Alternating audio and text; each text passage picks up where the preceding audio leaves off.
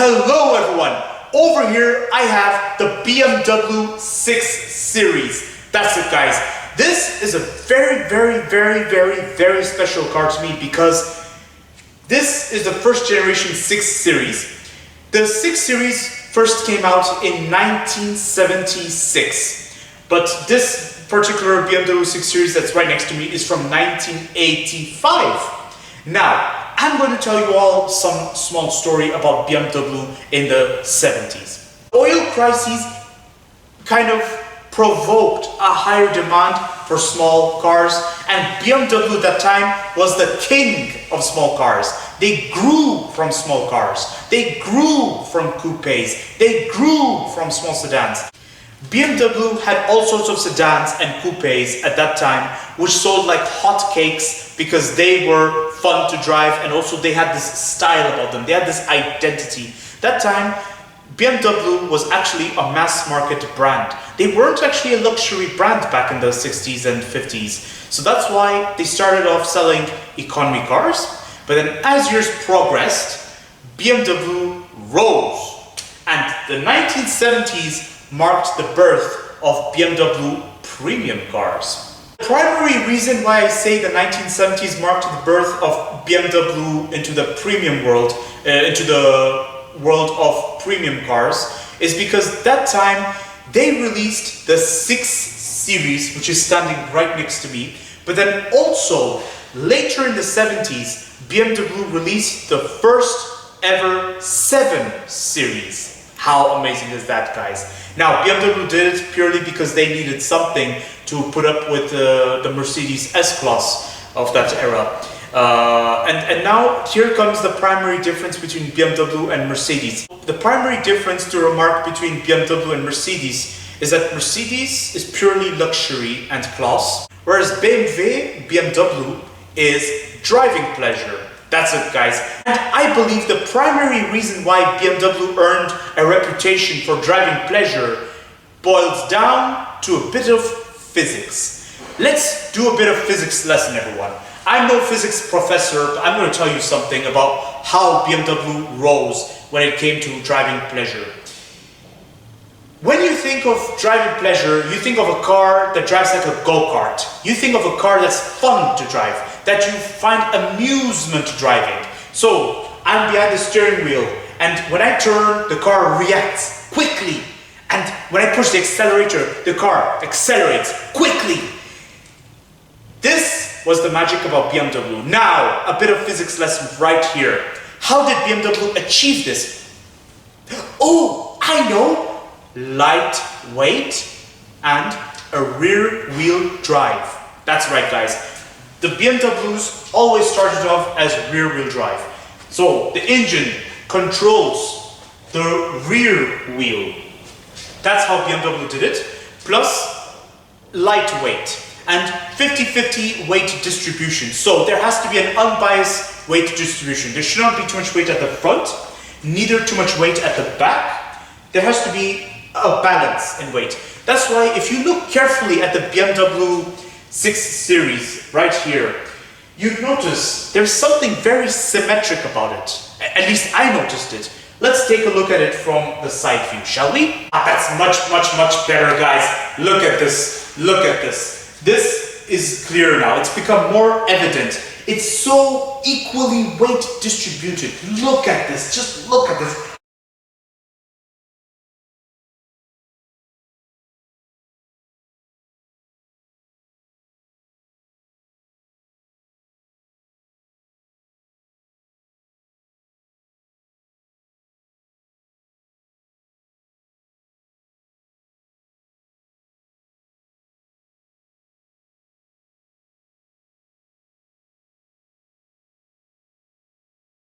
It's just beautiful, everyone. I love everything about the physics of this BMW 6 Series. Look at it, everyone. Look at it. It looks beautiful.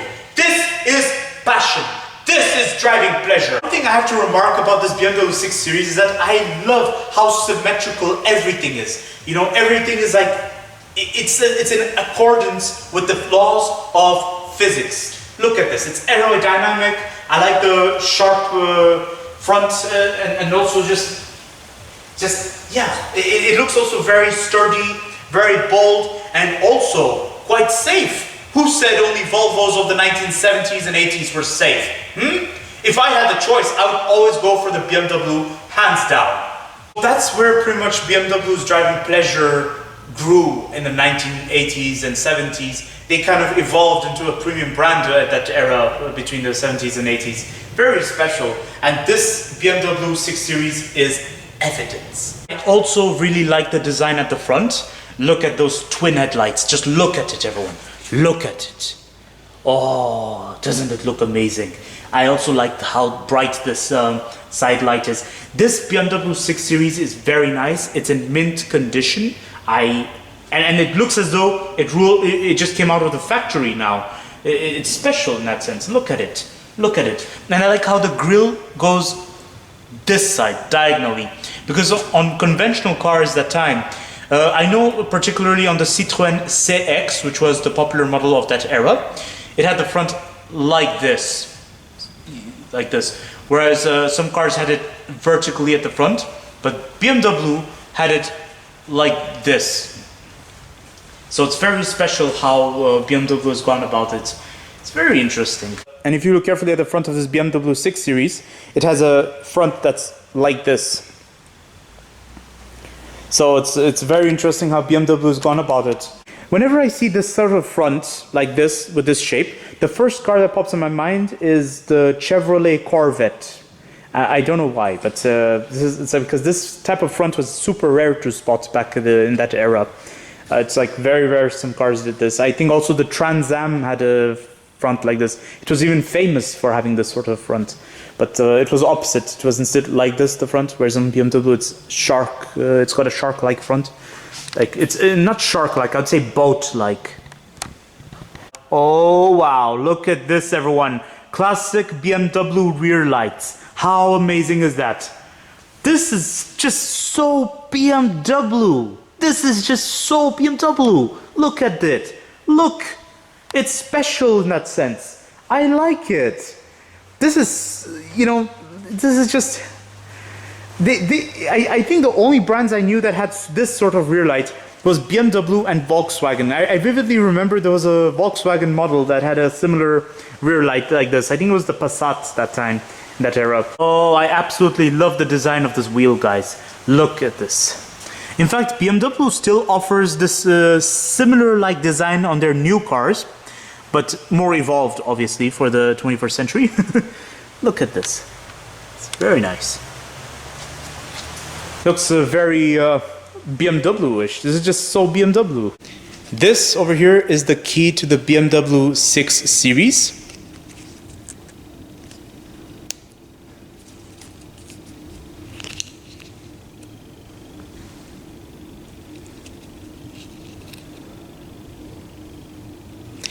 So whenever you don't need to use the key, for example, the car is parked somewhere, just put the key gently inside this. So here's how you should do it. This is closed. Never attempt to put the key like this because you do not want to wear away the leather in long terms. Just gently open this, like this. Put the key in there. It should be in this position, and gently close this. And then you can put this in your pocket. And this is like, it's almost so thin, it's like a smartphone, everyone. It's like a key fob almost. I like it, see? This is what I call class. This is something very special. I like it. It's very practical, very handy. And now I'm going to put it in my pocket. Oh, it feels as though there's nothing in my pocket. And the reason why I keep saying the word special, which I should stop repeating so much because, come on, I mean, there's better words than that. A primary thing I feel about BMW is that this, with this 6 Series, it feels like a hybrid. It feels like a hybrid between a coupe and a muscle car. It just does, like when I first saw this BMW 6 Series, I didn't think for a second it's a coupe alone. You know what I'm saying? It just doesn't have this 100% coupe appeal to it. It's muscle car appeal to it. It's just, yeah, you know, something a bit Americanized. But that would make a lot of sense because that time BMW was expanding, and that time they did set foot in North America as well. They were also becoming globalized. Like they were starting to become. They were starting to achieve recognition in many other countries in the world, not just in Europe alone. So therefore, they must have gained some inspiration from the North American market, where they thought, okay, if we do this sort of design, maybe it'll appeal even more, which indeed it did.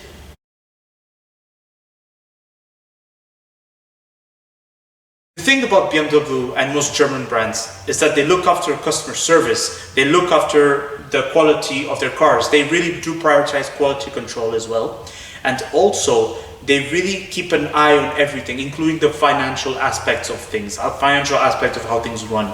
They were very prudent, and they always were prudent, everyone. They never go into impractical projects with such big hopes. No. They always go into small projects one at a time. It's like a stage. They first complete the stage, then the stage, then the stage, then the stage.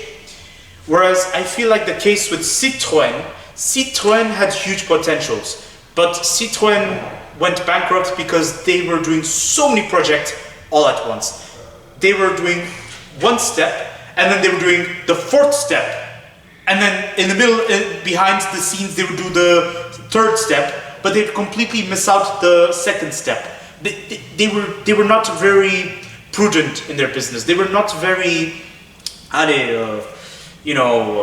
careful about what they were doing. They didn't even have customer service almost, because back then in the 70s and 60s and probably the 80s, Citroën had a reputation for being unreliable purely because their engineering was very complex. They were not very careful about their engineering. I love Citroëns no matter what, but I'm just saying how it was back in the 70s. Although I didn't live in the 70s, I was born in the 90s. I'm only 23 years old. Nice to meet you all. But you see, that's like, yeah, it's a sad story how Citroën went down. It's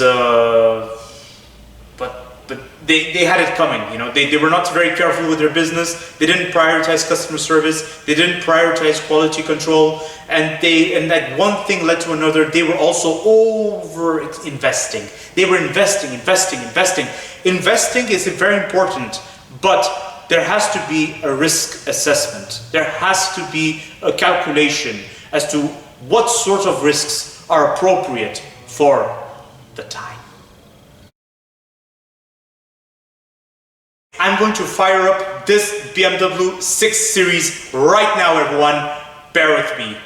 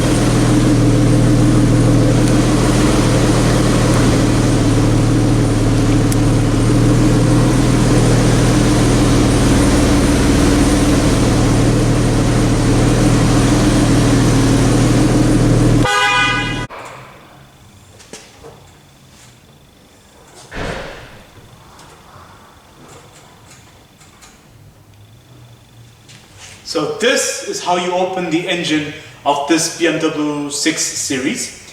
It was very special. In fact, it's not the only BMW model to have had this sort of bonnet. I vividly remember there was I think 3 series of that era. I think it was a 3 series. I'm not sure, everyone. This is what lies underneath the bonnet of the BMW 6 Series. Very, very interesting, everyone. It's just, look at how neat it is. Look at how tidy it is. The battery is very accessible. Like there, this is the fuse box, I think. And over here is the engine. Very interesting, guys. And the sound of the engine was very, very BMW-ish. Like, I heard the sound and I instantly thought to myself, yes, this is totally a BMW. This has to be a BMW. There's something about the sound It's always with BMW cars. I've heard this on many times, everyone. And believe it or not, guys, you get hydraulic struts for this BMW 6 Series. How amazing is that? This is very rare, actually, in my opinion, like a hydraulic strut for the 1980s. Wow. So guys, I'm in the interior of the BMW 6 Series. So this is the interior of the BMW 6 Series, everyone. Look at the quality. It's hard plastic everywhere, which is so good. I mean, look at it. This is just so 80s, so 70s and 80s. I like how this center over there tilts towards you. And this is a BMW aspect that has lived on for many generations, actually. It's not the first time BMW has employed that. They even employed it before this BMW 6 Series, I'm sure. It's just interesting, and even to this very day, BMW still has that sort of design where the center tilts towards you. It's very unique. Over here is your mirror adjustment, everyone. How amazing is that? This is so cool. And over here is your micro door handle. This has to be the first time I've ever seen a door handle this tiny. I mean, look at it, guys. Check this out, guys. You get a micro storage space underneath, and it's quite deep, actually. Quite nice. And close it gently. I like the fabric over here. And you get this thin door bin right here. You also have to admire the boot space, and this is how you open the boot. With this over here, you have to push it. Then you pull it from up like this. And there you go. You even get the boot lighting and some nice leather feel right here. So here's my conclusion about the BMW 6 Series. Now, many of you can perceive this BMW 6 Series as something not innovative. It's something not groundbreaking, but it has taken the conventions. So everything is conventional about it. It's taken the conventions of the automotive industry, so the basics, and it has made the basics, it has taken the basics to an upper level. It has made the basics exciting. You know, so it's not about the funkiness or innovative styling. It's about making the base look like something special, something interesting. Making the word I'm trying to look for is called excelling. Yes, that's right. BMW excelled in the driving world, excelled in how people should drive. They thought, okay, maybe we give a car that is lightweight, rear-wheel drive, a bit of power in the engine. That would make it a go-kart. That would make it interesting. And this is exactly what they've come up with, guys. So, do you want my opinion of this BMW 6 Series?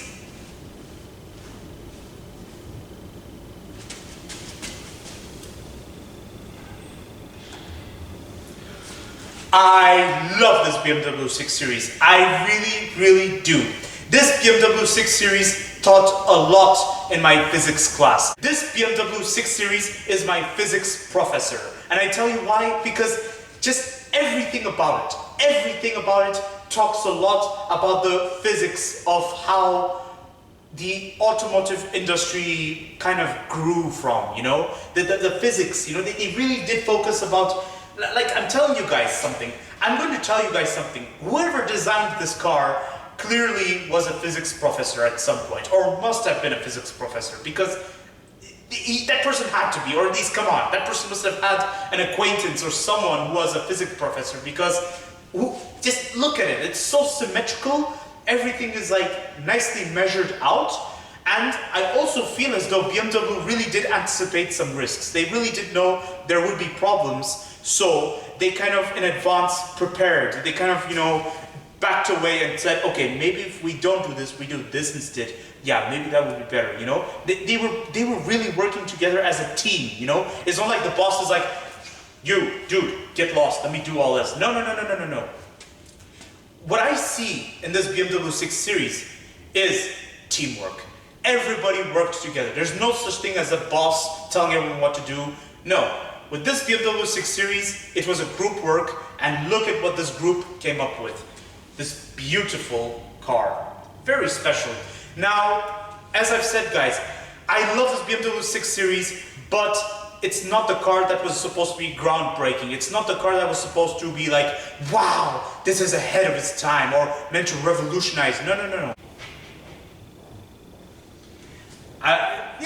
But yeah, guys, I mean, I was lost for words. Please excuse me for my repetition. You know, I keep repeating so many points. I keep repeating about how this BMW 6 Series is special. But yes, it's, you know, I'm telling you guys, this is one of the best cars of the 1980s. One of the best. I'm sure there are many other great cars. I'm sure of this. But this is a masterpiece. And this is also partially from where BMW grew from. They expanded on this. Great work, BMW. I'm impressed with you. Oh yes, that's it about my opinion, guys. You know, this BMW 6 Series changed the way I view German cars in the 1960s and 1980s. In fact, I used to think German cars of that era were just A to B machines that had good quality. But today's the day I learned that it's not only about quality, it's also about an identity. It's also about group work which achieves perfection. Not perfection, but you know, this aim to be perfect. You know, you get better each time. And this is evident in the BMW 6 Series. It's very good. I'm very impressed, and BMW has kept it up. They were very prudent in their business, and it's evident in this car, in the BMW 6 Series, and it's evident in their public presence today. So don't forget to like, comment, and subscribe, and stay tuned for more videos that are on the run. Now, if you'll excuse me, I'm gonna go for a little drive.